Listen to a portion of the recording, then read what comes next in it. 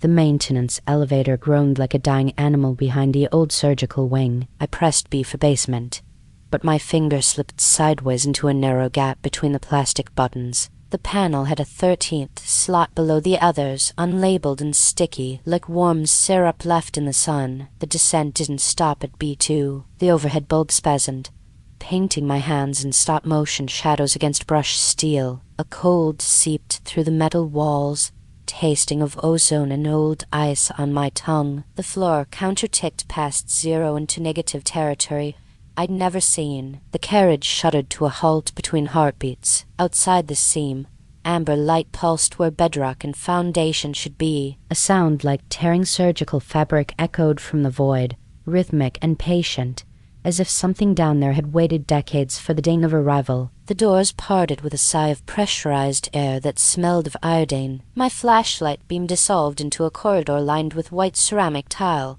too clean, humming underfoot like a struck tuning fork. At the end, a figure stood with its back turned, neck clicking as it swiveled toward the light. I lunged for the close button, but the console had dissolved into smooth, warm metal that pulsed against my palm. The corridor wasn't attached to any building I knew, extending into impossible distance. The figure's head continued turning, beyond physics, beyond pain, locking eyes that reflected nothing. The camera hit the floor. My screams bounced off tile and came back rung higher, hungrier. Not my voice at all. The elevator shaft above me filled with descending cables. Not rescue, but something coiling and segmented, slick against the dark, sliding down to collect. The B13 button was already lit before my finger ever touched the panel.